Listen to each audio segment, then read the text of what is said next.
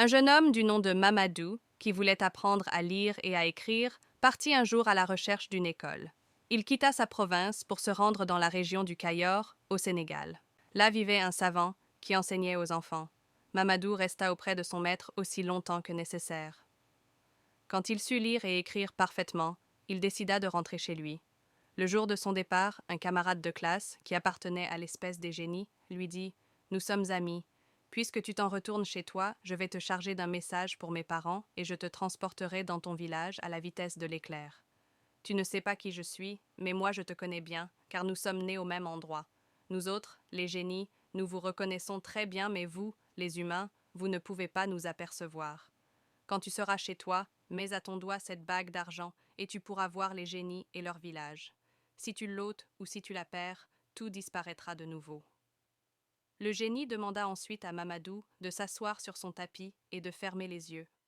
À peine Mamadou avait-il obéi qu'il se retrouva, comme par magie, dans son village. Le lendemain matin, Mamadou passa la bague à son doigt. Il aperçut alors tous les génies et leur village. Il alla rendre visite à la famille de son camarade. « Le génie, votre parent, vous envoie le bonjour, leur dit-il. « Et où est-il, notre cher enfant » lui demanda-t-on. « Je l'ai laissé dans un village du Cayor. Il continue de fréquenter l'école. »« Ah » s'écrièrent les parents, « notre brave petit se conduit bien. Et toi, Mamadou, il faut que tu t'en retournes chez toi, mais chaque fois que tu auras du temps libre, ne manque pas de venir nous voir. » Mamadou s'en retourna chez ses parents, mais chaque fois qu'il en avait l'occasion, il rendait de longues visites au génie. C'est qu'il avait vu la sœur de son camarade, Anta, une jolie demoiselle, et qu'il désirait l'épouser. Lorsqu'il lui fit sa déclaration, Anta répondit « Je ne demande pas mieux. Pourtant, j'hésite à me marier avec un être humain. Vous êtes si coléreux et si bavard, et vous mentez si facilement. Chez nous, il n'en va pas de même. Jamais un génie ne s'emporte. Jamais il ne trahit un secret. Il ne parle que pour dire la vérité. » Mamadou protesta. « Quand nous serons mariés, tu verras que, moi non plus, je ne m'emporte pas et que jamais je ne mens. S'il en est ainsi, le mariage est conclu. Je t'accepte pour mari, mais je te défends de révéler à quiconque que tu as épousé une femme de l'espèce des génies. »« C'est entendu, promit Mamadou. »« Eh bien, déclara Anta, nous pouvons célébrer notre mariage. » Depuis, Anta et Mamadou vivaient heureux. S'approchant de la case de son mari, elle entendit la mère de celui-ci se lamenter. « En un seul jour, voilà ton grenier de mil dévoré par les flammes. Ton cheval de race meurt. Puis c'est ton grand taureau, un taureau de 5 ans, qui périt aussi. Cette maison va être ruinée dans peu de temps. Cela devait arriver. C'est la conséquence de ton mariage avec une femme de l'espèce des génies. » À ces paroles, Anta décida de retourner dans sa famille. Mais avant de disparaître, elle suivit Mamadou jusqu'au champ, et, lorsqu'il s'endormit pour la sieste, elle lui ôta sa bague d'argent. À son réveil, Mamadou ne pouvait plus apercevoir les génies ni leur village. Il essaya de suivre le chemin qui menait chez Anta, en vain. Le village avait disparu. Anta et Mamadou, illustration 2. Un beau jour, Anta revint dans le village de Mamadou. Elle trouva celui-ci endormi et le réveilla. Il s'écria « Anta, d'où viens-tu?